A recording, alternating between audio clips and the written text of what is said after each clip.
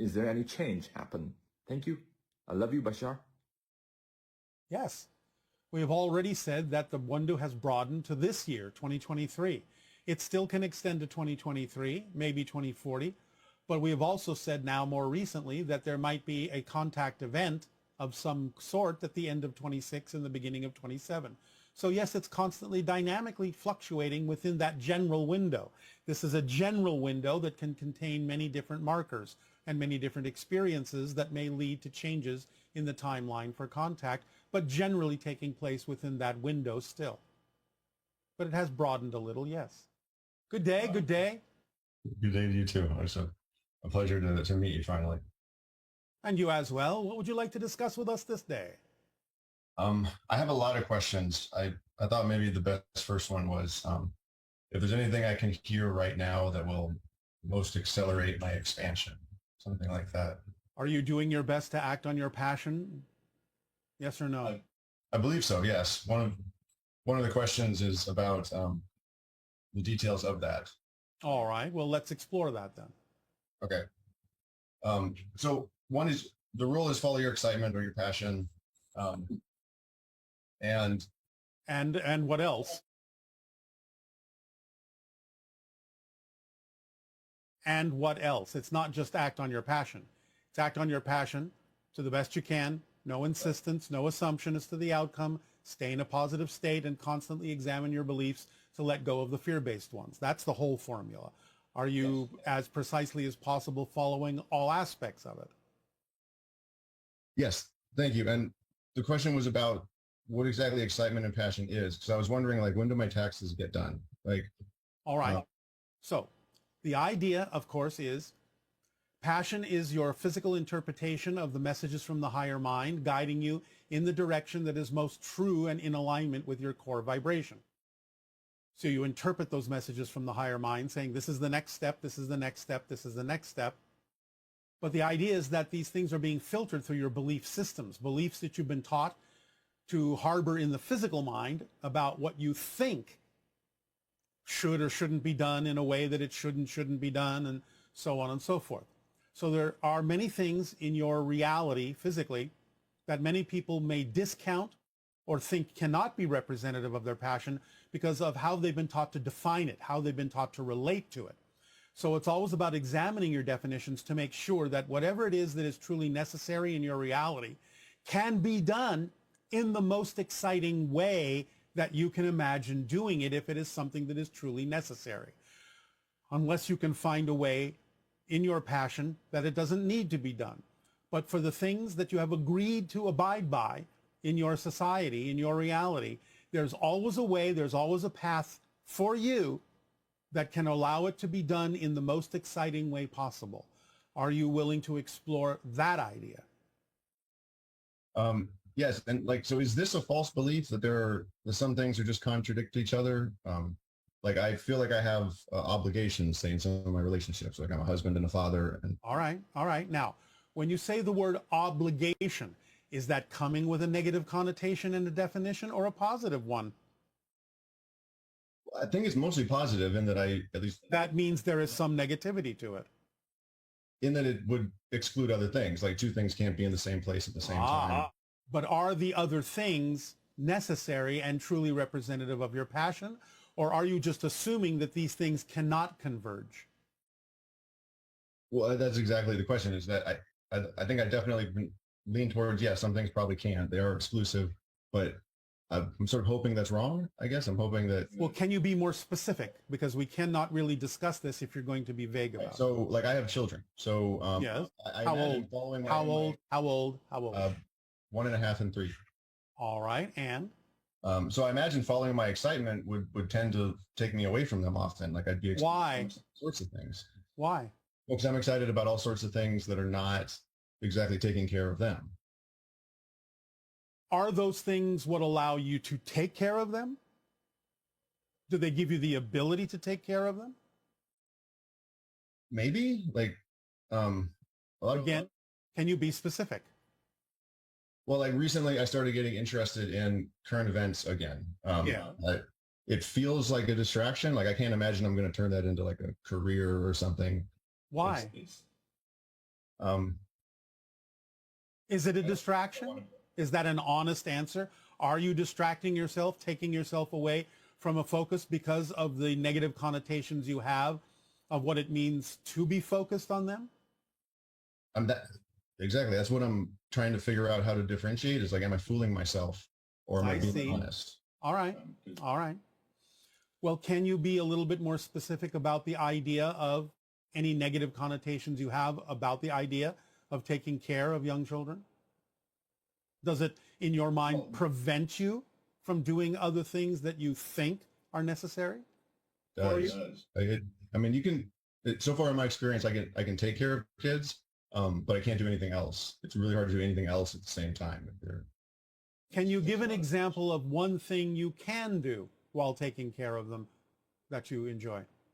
Yeah, like one thing that I enjoy would be, say, reviewing videos on audio. Like I can have my earbud in and I can be like making food for them, and I can be learning about something, for example, on audio. All right, all right. So taking care of them doesn't stop you from expressing that part of your excitement, correct? Correct. All right. How far does that need to go in order for you to feel fulfilled? That's really the question. What do you think you're missing? What do you think you're missing?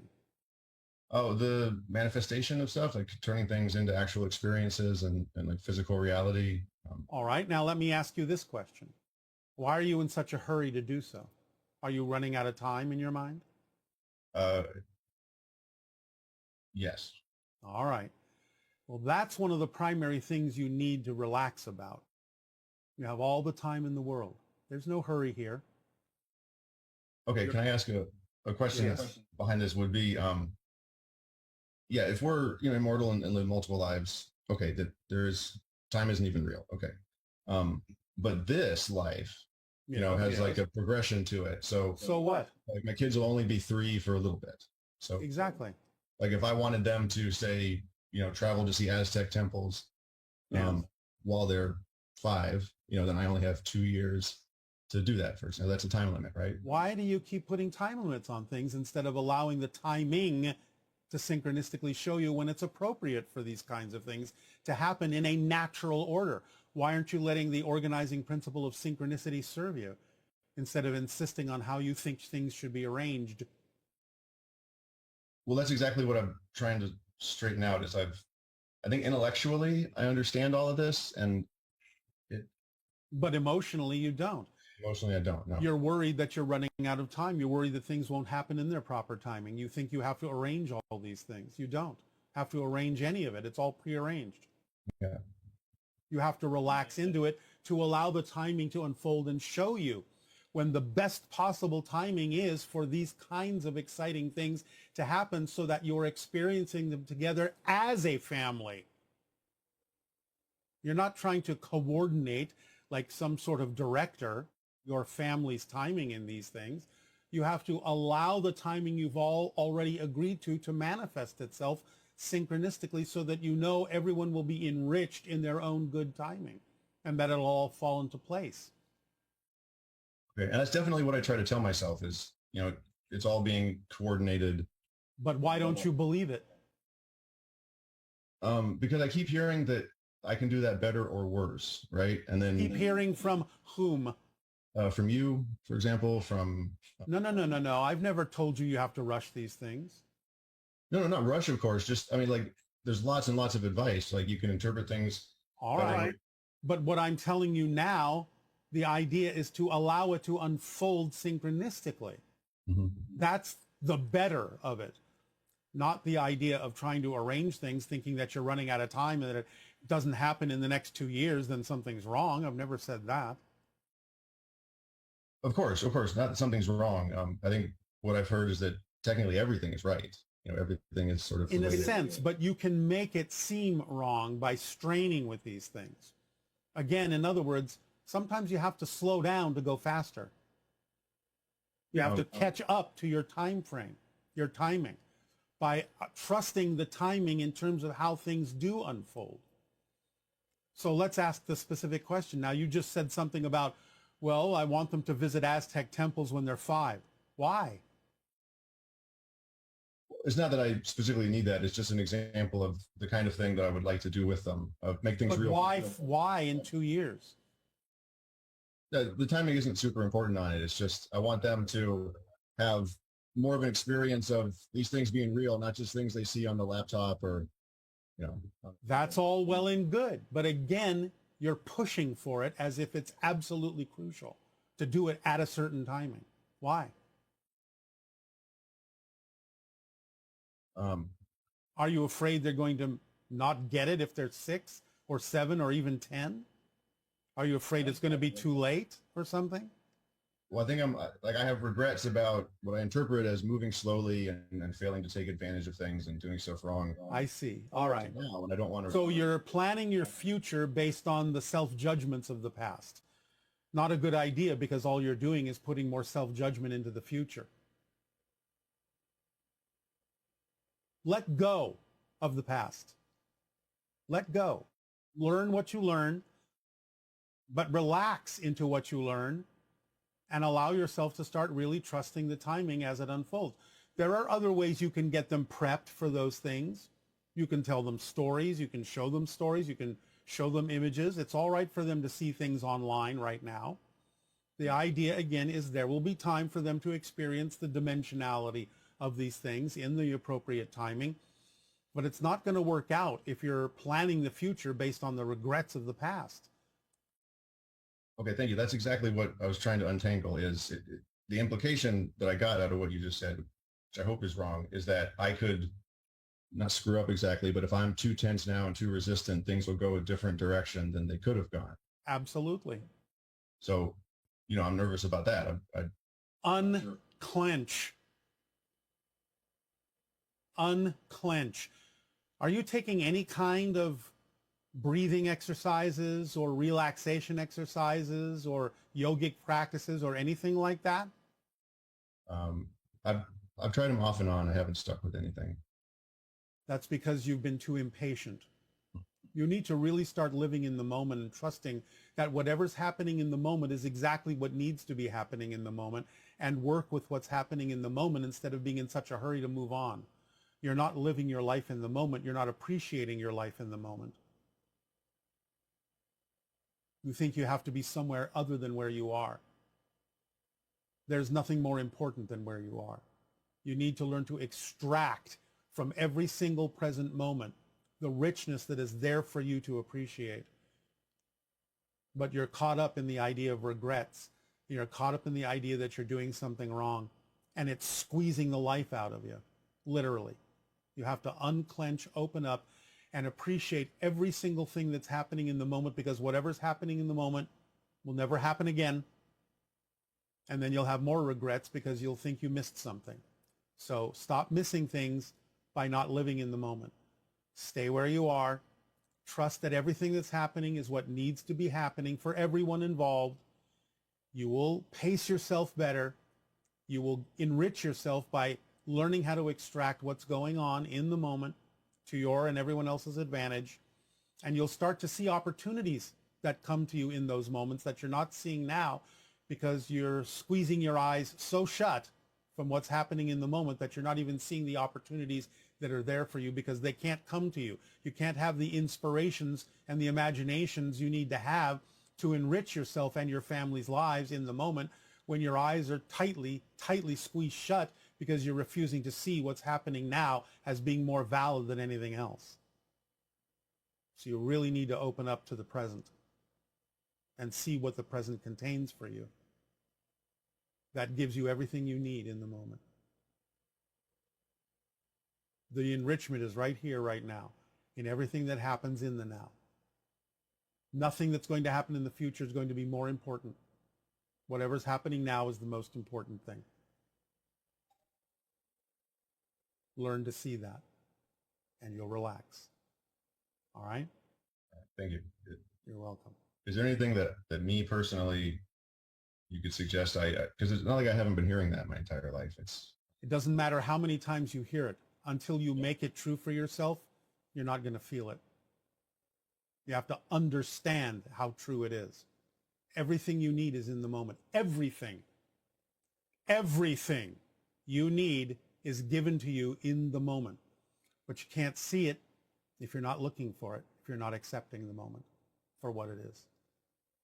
When you do accept the moment, that it contains everything you need in that moment, you'll find that it's a world of great exploration with lots of ideas and inspirations that will come to you to allow you to make that moment much richer than you're making it.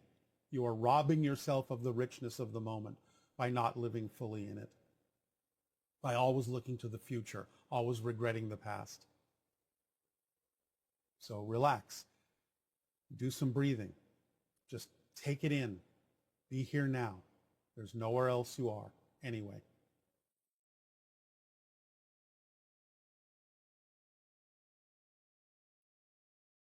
Maybe, Sure. Are you able to express yourself artistically somehow? Drawing, painting, things like that? Music? I can draw. Yeah. Can you draw? Yeah. Do you draw enough? Okay. I don't draw very much. I usually draw diagrams. All right. Well, you might want to draw something a little bit more expressive. Start exploring the idea of just drawing things around you. Just draw them. Not diagrams, things. All right? Just Okay. look at things, really appreciate things. Draw them. Draw them out. And then draw fantasy ideas too. Things that are not necessarily in your reality exactly, but are exciting to you to draw. Get lost in your imagination for a moment. Go back to being a child a little bit more. Get caught up in the idea of creation on paper. It can eventually leak into your physical reality. If you give yourself over to your imagination, take some time to explore it, and really let that creative part of you out rather than being quite so rigidized with only things like diagrams. Again, a little bit too structured. Need a little bit less structure, a little bit more creativity, a little bit more spontaneity, a little bit more living in the moment, a little bit more appreciation of what there is right here, right now. See past the immediate things to the deeper parts of them, the richness of the moment. Let your mind ponder things. All right? Okay. All right. And breathe. Just breathe through it. Take a moment to really just look at something. Look at your children. Just look at them and appreciate them for who they are. These are master beings that you've agreed to share a life with. Just ponder all that they are. Just looking at them, you can learn a lot. They can telepathically give you a lot. Let your imagination go. Let it be free. All right? Okay. Yeah. Thank you. All right. Does this help you? It does help. Yes. All right. And if That's that all. serves you, I appreciate it. Thank you. move on.